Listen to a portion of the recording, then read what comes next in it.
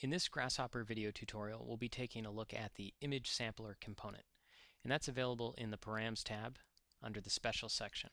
You can drag and drop the image sampler to the Grasshopper canvas, right-click over it, and choose an image to reference from somewhere on your computer, or you can drag and drop an image file directly to the Grasshopper canvas, and it will automatically load it in an image sampler component. Before we begin connecting anything to the image sampler, we're first going to right-click over the image and open the settings for this image sampler component. And there's several things we're going to need to change. The first is the domain of the image in both X and Y, and you can see that it's 0 to 1 by default. Think of this domain as Rhino units. So if you'd like it to cover 30 Rhino units in both X and Y, then enter 0 to 30 and 0 to 30. We'll also want to sample this image only in blacks and whites, so I'm going to click on Color Brightness, and that will sample it in just the light and dark values for each pixel. So that blue border will be referenced as black and white. And lastly, we'll check the Interpolate box here and click OK. And you can see the image looks like black and white now. The next step under the Vector tab is to create a rectangular grid of points. And we'll turn off the preview for this rectangular grid of points, and I'll need several number sliders here. And the first number slider is going to be for the spacing, so I'll leave it as floating point, and I'll change it from 0.2 in the lower limit to 5 in the upper limit. And I'll drag that into both the X and Y spacing for the grid. And the next number slider will be the extents of the grid, and I'm going to change this to be integers. And it's going to go from 2 to 200. And I'm going to use this same number slider for X and Y extents. And the next step is to take the rectangular grid of points and drag it into the image sampler component. Then under the Curve tab, I need some geometry to affect with these values that we're sampling. So I'm going to make a circle that is defined by its center, normal, and radius. And the center point for each one of those circles will also be from the grid of points. And the radius is going to come from the image.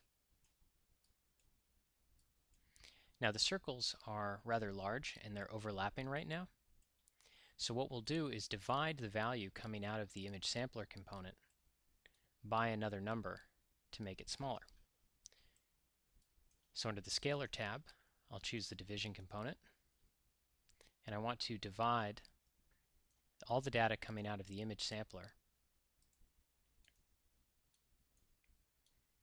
by some other number. So I'm going to repurpose the slider from the grid spacing. So I'll Control Copy, Control Paste that, and then edit that value to be slightly higher so that we have a little bit more room to move.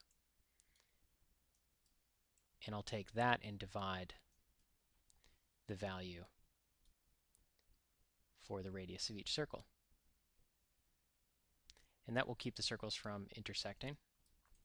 Now if I zoom out here, you can see that the image is beginning to tile, and that has to do with the grid extents. So if I lessen the grid extents, then it's just once.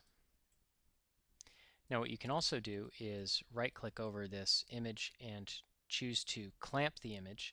By default it's on tile, so if we choose clamp and then we make the grid extents larger, you'll see that it no longer affects the grid of points. You can also choose to flip the image, and then it will create mirror images as it continues to grow.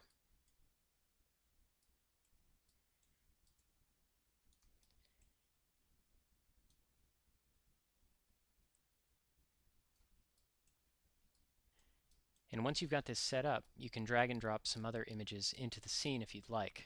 But remember the things that you'll have to do to the image sampler component in order for this to work. Here's another image, and it immediately comes in as an image sampler component. And even though this image of the tree is black and white here, what I'm still going to need to do is right-click over it, choose Settings, change the domain, sample only color brightness, and also interpolate it. So even though it's black and white, sample only color brightness. And then OK.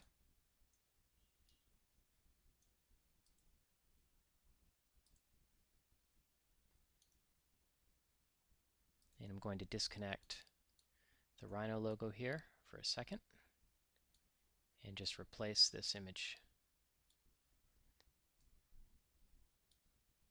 right here. So after you've done the hard work, you can swap out images and change the spacing and also the grid extents. So if you would like more detail in your image of the tree here, you need to make more points in the grid and then decrease the spacing of the grid. And then once you've done that, go over into the number that divides the value of the circles and increase that in order to keep them from intersecting.